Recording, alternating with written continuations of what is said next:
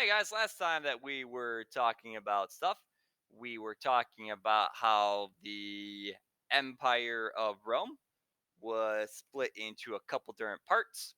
We had the Triumvirate, the second one, over in this territory of Rome, which was controlled by three people in Rome. You had Mark Antony, who was Julius Caesar's right hand man during the Roman conquest of Gaul. This area right here is Gaul. So when Caesar took over all this territory, Mark Antony was with him the entire time. After Caesar's death, Mark Antony gets an alliance with Octavian and Lepidus, a senator, and Mark Antony controls the territories in green. Lepidus, a powerful senator, has control of the territories in brown, and then Octavian has control of the territories in purple, but he's mainly hanging out in Rome. And Octavian is Caesar's nephew, who Caesar gave all of his money to. In blue, that's Secus Pompey's territory. That's Pompey's son, so he's down in this area. In red is Marcus Brutus and Cassius are in the red areas. And then in pink is Cleopatra. All right. So last time we just wrote down that Octavian, Lepidus, and Antony were in a three-way alliance. What ends up happening is that Octavian and Mark Antony, there are certain people that they're not very happy with that are in the Roman government. So they create a huge list of all these people that they just want to see gone. And it has about 2,500 people on it. And the list is a whole bunch of people that Octavian and Mark Antony decide to have assassinated. And the people they have assassinated are like 300 senators plus 2,000 equestrians, those are like high ranking military officers basically. And Cicero is also assassinated as well. Cicero was a senator who was a pretty powerful senator. However, he also gets assassinated as well. All right. Go and make a bullet and write down Battle of Philippi, 42 before Common Era. So go and write down Battle of Philippi, 42 before Common Era. Make a bullet. So bullet, Battle of Philippi, 42 before Common Era. So for the Battle of Philippi, that is going to be a battle between Marcus Brutus and Cassius versus Mark Antony and Octavian. All right, so that's who the battle is going to be between. And this battle is going to happen over in Greece. So Mark Antony and Octavian, they put their armies together, and then they go over to here, over into Greece, and they come over to Philippi right there, the battle against Marcus Brutus and Cassius. All right, so that's where the battle is going to take place, right over here. So they're going to come over here and battle those guys. So we're going to go ahead and we're going to write down who this battle is between. So we're going to write down number 1, Brutus and Cassius versus Antony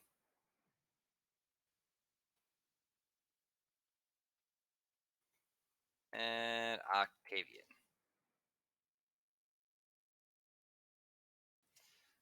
So go ahead and write that down for number 1. So number 1, Brutus and Cassius versus Antony and Octavian.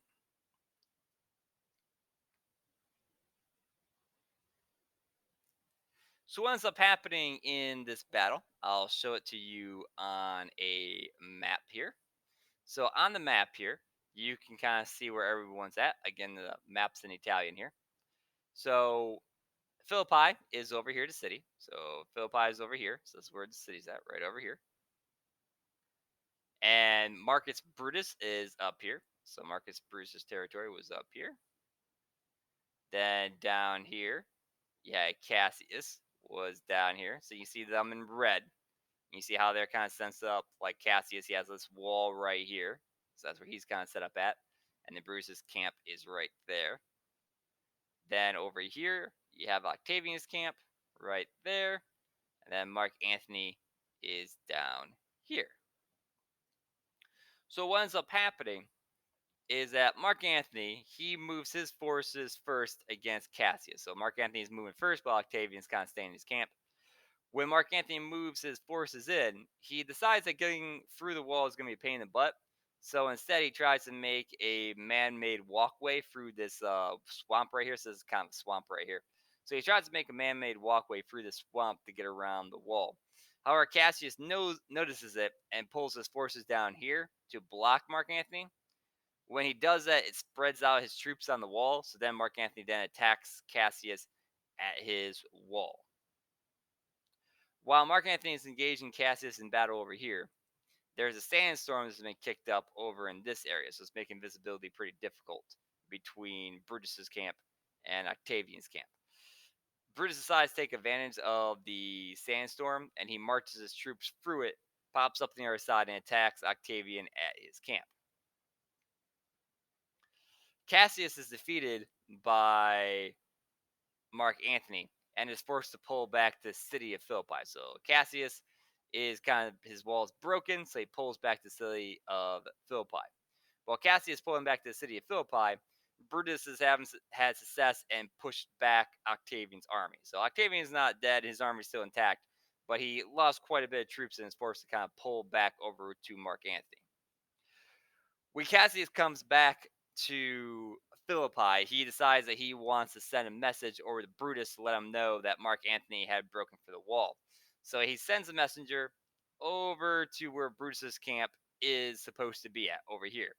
However, when the messenger gets over here, he can't find Brutus because, well, Brutus isn't there. Brutus is over here. So the messenger can't find Brutus, and of course there's a sandstorm, so he can't see where anybody is.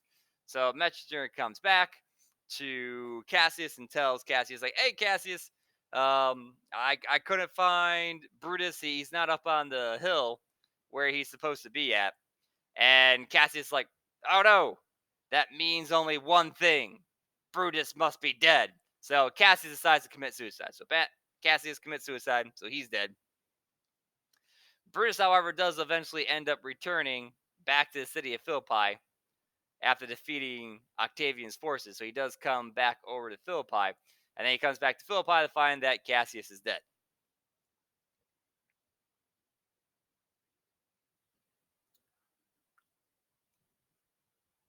All right, next part of the battle. So, next part of the battle is you got Brutus, and he's got the remaining forces of Cassius. He sets up his troops below the city of Philippi. And then Mark Antony and Octavian kind of set up on the south side of the city. In this kind of swamp right here, the Romans, Antony and Octavian did the same thing they did before. They built kind of a man made walkway through that swamp area so they could kind of get around onto the side of Brutus's troops. So Mark Antony and Octavian eventually get into a battle with Brutus. Brutus is defeated. When Brutus's forces are defeated, he retreats back up here into this forest area, but decides that he is not going to be able to get away from Antony and Octavian's forces. So Brutus also commits suicide. So both the people that were involved in Caesar's death of assassinating him, stabbing him in the Roman Senate house are both now dead by suicide. Okay, go ahead and make it 2 and write down Antony and Octavian defeat Brutus. So 2, Antony and Octavian defeat Brutus.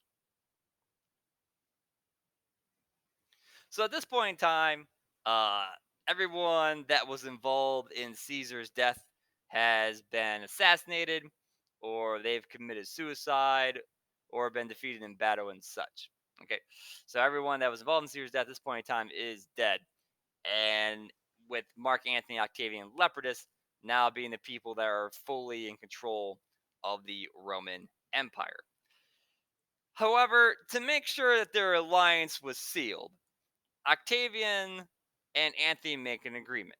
And in their agreement, it's decided that Mark Antony will marry Octavian's older sister, Octavia. And that will seal up their alliance. Go ahead and make a 3 and write down 40 before Common Era.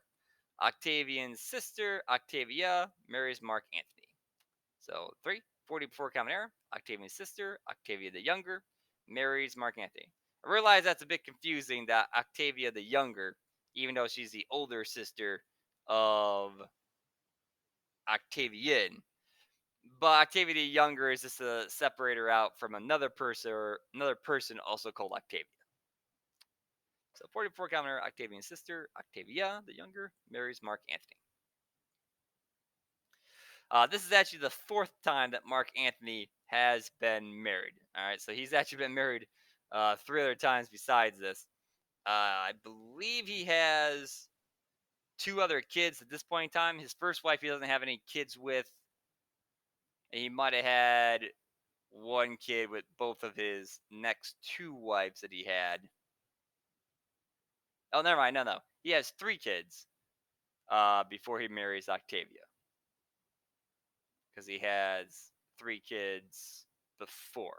So he doesn't have any kids with his first wife. I don't remember how many kids he had with his second and third wives, but I know he has three before he marries Octavia, and then he ends up having two kids with Octavia. All right.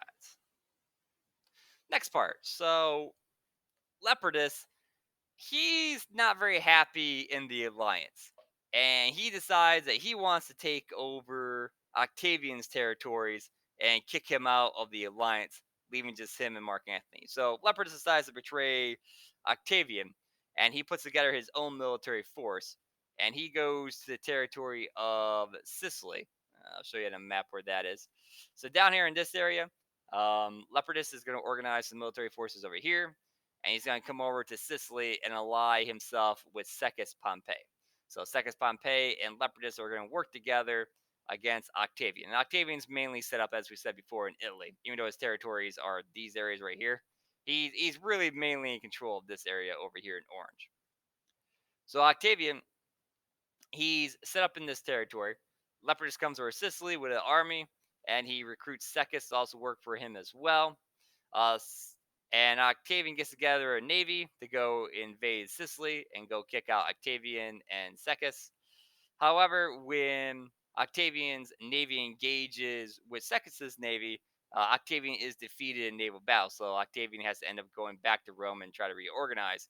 At this point in time, Octavian decides, all right, apparently I'm not very good with boats, and I also did lose against Brutus over in Philippi. Maybe I need someone else new to be in command. So he recruits a new person to be in command, and that's going to be Agrippa. We talked about Agrippa before, how Agrippa was buddies with Octavian. So Agrippa is now going to take over control of the navy of Octavian. So Agrippa is now going to be in control. And Agrippa is a pretty good naval commander.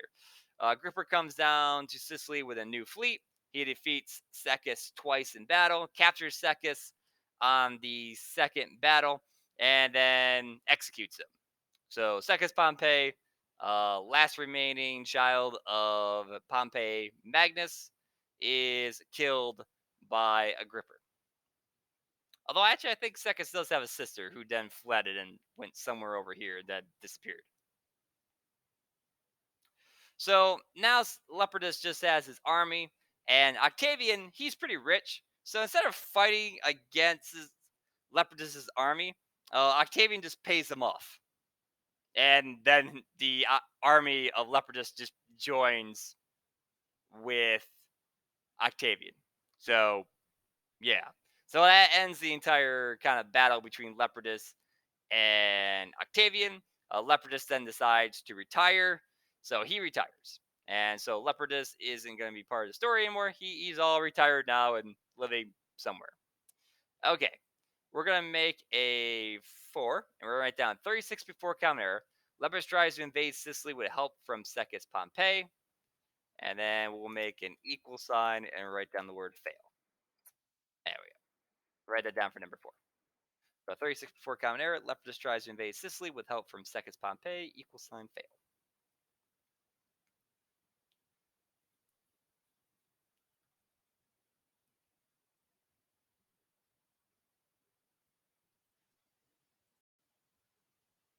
Okay, let's go ahead and we'll stop there. So that'll be the last thing we'll write for today. Next time, we'll talk about how Octavian's in control in the red, and how Mark Antony is in control of the purple. And we'll talk about what happens between them and Cleopatra, who's down there. Okay, that will be next time.